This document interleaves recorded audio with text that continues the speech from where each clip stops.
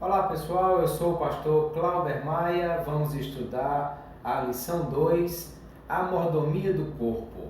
Vamos ver o que vamos fazer com o nosso corpo. Ou será que o corpo não é nosso? E será que a gente pode fazer o que quiser com ele?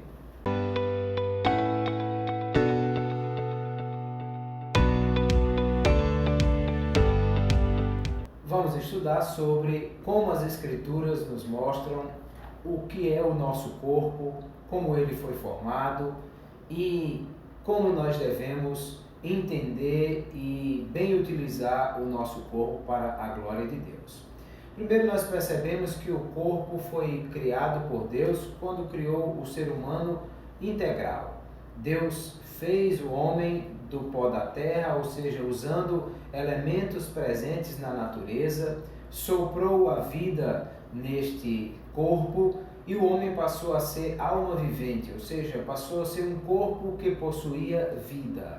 E a Bíblia descreve isso de uma forma lindíssima, quando no Salmo 139, o salmista Davi diz que foi de uma forma maravilhosa que nós fomos formados, quando fomos entretecidos. A ideia ali do entretecido é como um artífice que trabalha com fios para formar uma coisa nova, um quadro, um tapete bem feito, bonito e cheio de cores. Ele disse: eu ainda era uma massa informe, ou seja, apenas um pequeno aglomerado de células, quando o Senhor já me conhecia e a partir daí construiu o corpo de uma forma maravilhosa. De fato, nós percebemos que o corpo humano é algo grandioso. São milhões de células no nosso cérebro que comandam um corpo de trilhões de células, de muitos quilômetros de artérias e de veias, e muitas peças e pequenas partes e grandes partes, ossos e músculos e nervos.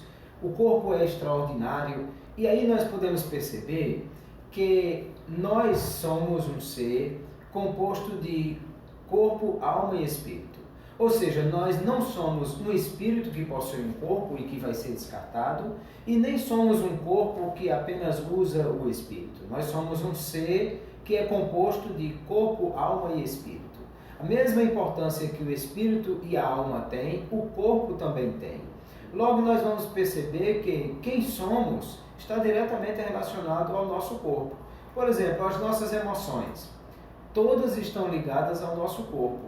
Quando nós sentimos frio, quando estamos ruborizados, ou quando muito tensos e sentimos nos nossos músculos, ou quando dá um aperto na barriga por causa de nervosismo. Ou seja, todas as nossas emoções refletem no corpo e elas mostram quem somos. Como também a percepção que temos depende do nosso corpo, porque tudo que vemos e sentimos no mundo físico é através dos nossos sentidos e eles são sentidos do corpo, porque são os sentidos do corpo que fazem com que o ser interior tenha contato com o mundo exterior. Então o que vemos, o que tocamos, o que cheiramos, o que sentimos é através do corpo. Como também é aquilo que nós somos enquanto um corpo que ocupa um lugar no espaço. Quando alguém lhe conhece, a primeira coisa que pergunta é: de onde você é, onde você mora, onde você nasceu, o que você trabalha. Todas essas coisas são relacionadas ao corpo. Ou seja, nós somos um ser que tem um corpo, uma alma e um espírito.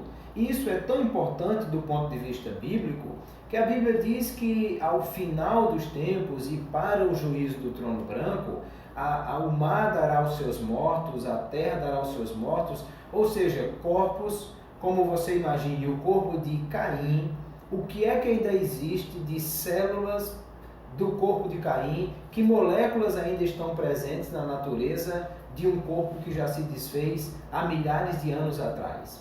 Mas Deus trará vida e reconstituirá todos esses corpos, porque os mortos ressuscitarão para estar diante do trono branco, como também os mortos em Cristo ressuscitarão.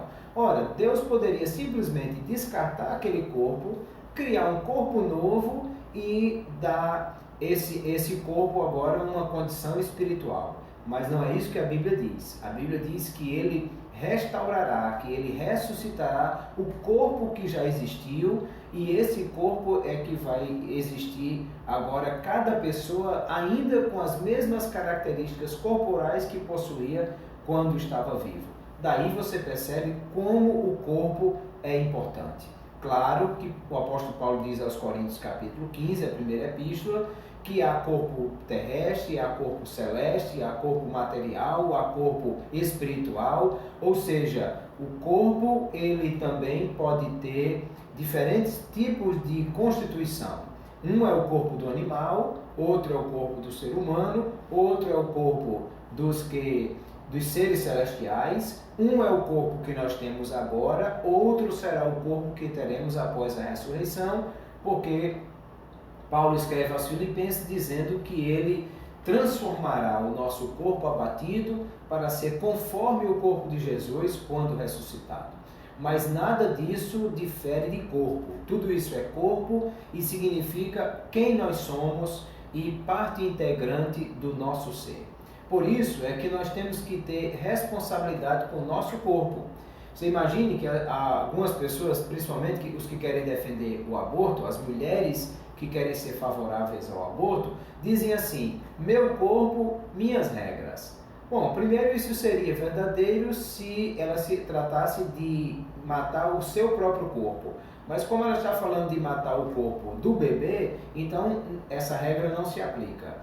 Porque não é o corpo dela, é o corpo do bebê. E segundo, porque o corpo de um cristão não é seu propriamente dito.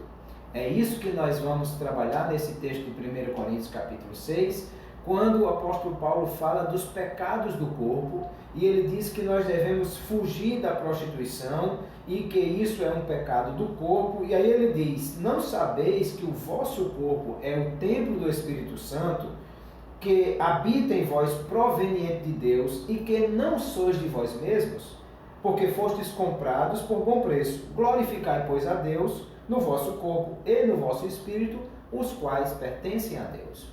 Paulo está dizendo: o mesmo Deus que é dono do ser interior, que é o espírito que foi vivificado pela salvação, também é dono do corpo, que é o ser exterior, que tem contato com o mundo exterior. E que, portanto, aqueles que são salvos na pessoa de Jesus Cristo não pertencem a si mesmos, porque uma vez que Cristo morreu por nós e nos resgatou com o seu sangue, ele nos comprou para ele. E tendo nos comprado, comprou o corpo, a alma e o espírito, e, portanto, o nosso corpo não nos pertence mais, mas pertence a Deus. Sendo ele o dono do corpo, mas nós os mordomos desse corpo, nós precisamos usar esse corpo para a glória de Deus, tendo o mesmo cuidado e a mesma responsabilidade que temos com todas as outras coisas que Deus nos deu e que não nos pertencem, mas está sob nosso domínio para que possamos bem gerenciar estas coisas. A Bíblia fala que o nosso corpo é templo do Espírito Santo. A Bíblia também diz que o nosso corpo é a casa desse tabernáculo terrestre, porque teremos um corpo novo no céu, que é o tabernáculo celestial. Por isso também é que os pecados sexuais estão associados ao corpo. Por isso é que o apóstolo Paulo chama de o corpo do pecado. Porque Paulo diz aos Coríntios aqui que o pecado que se comete de ordem sexual, como a fornicação, é o pecado que se peca através do corpo. Isso por quê? Porque nós estamos utilizando o corpo, no caso aqui os órgãos sexuais, para praticar coisas que não são da vontade de Deus. Por isso é que os pecados sexuais, e aí vamos envolver todos os pecados que são fora daquilo que é o padrão sexual que Deus criou para nós. O homem solteiro deve se guardar sem praticar sexo até o casamento, e o homem casado, o homem e a mulher casados devem praticar sexo apenas dentro do casamento. É o que o escritor aos Hebreus diz, capítulo 13 da sua epístola, dizendo: todos devem venerar o casamento, e o leito sem mácula, ou seja, o sexo está ligado ao casamento, porque aos adúlteros e aos fornicadores Deus os julgará.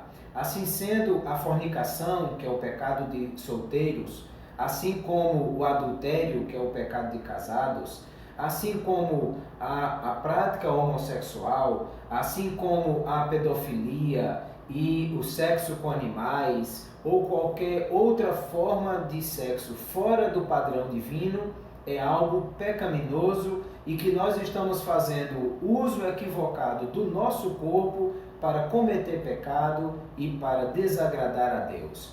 Nós precisamos cuidar também de todos os aspectos do nosso corpo, incluindo os pecados sexuais que nós podemos praticar com eles. Como também a Bíblia fala da gula, que é um pecado que se comete com o corpo. A Bíblia fala de diversas outras formas do olho ser utilizado para pecado também, o olho de cobiça, a avareza, como o uso dos bens para benefício de nós mesmos. Tudo isso que está ligado ao corpo e ao mau uso dele é pecado. Por isso nós precisamos cuidar da nossa alimentação, cuidar da nossa saúde, porque o apóstolo Paulo escreve aos Efésios capítulo 5 dizendo que aquele que se ama cuida do seu corpo. E nós precisamos amar a Deus e amar também o corpo que Deus nos deu, porque é dele e faz parte das coisas que ele nos deu. De maneira que a santificação do corpo passa pelo cuidado que temos com todas as coisas relacionadas ao corpo, inclusive os pecados de ordem sexual e gula e todas essas questões aí. E nós temos que lembrar que nós somos membros de Cristo, do corpo de Cristo, e o nosso corpo é membro do corpo de Cristo também. Quando o apóstolo Paulo fala sobre essa questão, ele diz na segunda epístola aos Coríntios, capítulo 4, verso 10, trazendo sempre por toda a parte a mortificação de nosso Senhor Jesus Cristo no corpo, para que a vida de Jesus se manifeste também no nosso corpo. Ou seja, não só a nossa alma e o nosso espírito são integrantes do corpo de Cristo, mas o nosso corpo também faz parte do corpo de Cristo, porque nós somos um ser integral que compomos o corpo de Cristo.